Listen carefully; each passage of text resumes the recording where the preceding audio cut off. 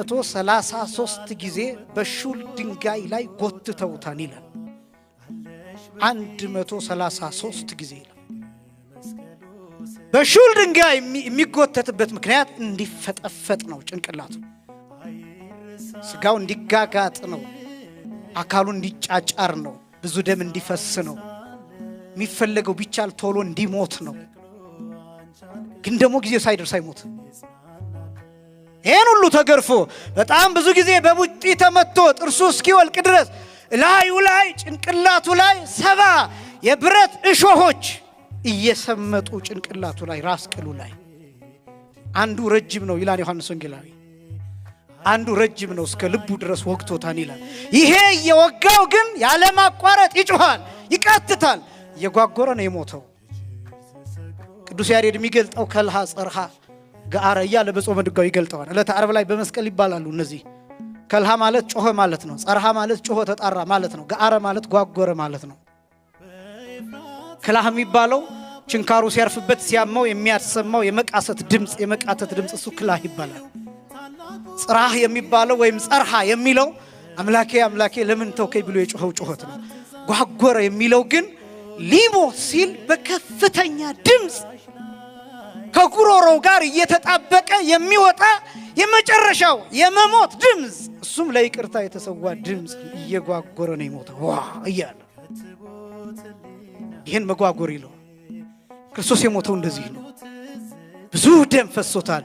በዚህ ደም ውስጥ ሆኖ ዝም አላለም። የሚገርመኝ ይሄ ነው። እየደቀቀ ዝም አላለም። እየጮኸ ነው የሞተው። ዝጣዜው ገና ከአካሉ ሳይበርድ ገና ችንካሩ ከመስቀል ጋር እንዳጣበቀው ላዩ ላይ ያለው የብረት እሾህ ወደ ጭንቅላቱ እየሰመጠ እያስጨነቀው አይኑ ደም ለብሶ አካሉ በደም ታልሎ ስጋው አልቆ አጥንቱ ገጦ ይሄ እየታየ 7 ጊዜ ጮሆ ነው የሞተው።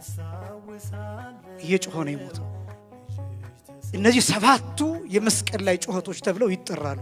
ከነዚህ 7ቱ የመስቀል ላይ ጩኸቶች አንዱ እነሆ ልጅሽና እነሆት እናትህ የሚል ቃል። የሚገርም እኮ ነው። ከዚህ መከራ የወጣ ቃል፣ ከመስቀል ላይ መከራ የሰማነው ቃል፣ ከመድቀቅ የሰማነው ቃል፣ ወደ ሞት እየቀረበ የተናገረው ቃል፣ እየተጨነቀ የተናገረው ቃል፣ እየደቀቀ የተናገረው ቃል፣ የነገረን ቃል፣ የሰጠን ቃል። እነዚህ በጣም ብዙ ነገሮችን ያሳያሉ። ቅዱስ ዮሐንስ አፈወርቅ ሲተረጉም ምን አይነት ኃላፊነት ነው ይላል። ምን አይነት ፍቅር ነው ይላል። እንዴት እየሞተ ስለ እናቱ እንዴት ይጨነቃል ይላል።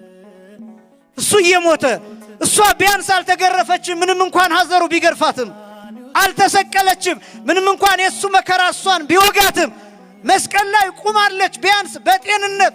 እሱ ግን እየሞተ ነው። እየሞተ ግን እነሆት እናትህ ይላል። እየሞተ ለእናቱ ይጨነቃል። እየሞተ ለዮሐንስ ወንጌላዊ ይጨነቃል። ለዮሐንስ አፈወርቅ ቀጥሎ ይተረጉማል። የተጨነቀው ለእናቱ ብቻ ይመስላችኋል ይላል። ለእኛ ነው የተጨነቀው ይላል። እየሞተ ያለው ለእኛ ስለሆነ። ስለዚህ አስቀድሞ ምን ብሏል ሐዋርያ? ይሃድገክሙ ጓለ ማውታት ኩኑ፣ የሙት ልጆች ትሆኑ ዘንድ አልተዋችሁም ብሎ ተናገረው ቃል መሰረት እናቱን እናት አድርጎ በመስቀል ስር ሰጠን። በዮሐንስ በኩል ለሁላችን ሰጠን። ዮሐንስ እንደተቀበላት እመቤታችንን ተቀበልናት ይላል ዮሐንስ አፈወርቅ።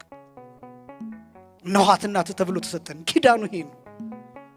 እብል እንከ ስንቱ ኪዳን ጽኑ ዘእምኀበ እግዚአብሔር።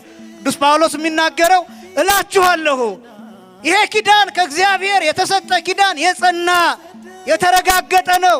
ይሄን ኪዳን ከማን አገኘ ነው? ከራሱ ከእግዚአብሔር ወልድ ከኢየሱስ ክርስቶስ። ምን አይነት ኪዳን? እነሆት እናትህ የሚል ኪዳን፣ እነሆ ልጅሽ የሚል ኪዳን። ይሄን ኪዳን መስቀል ስር ተቀበለ። በዚህ ምክንያት እመቤታችን ኪዳነ ምሕረት ተባለች።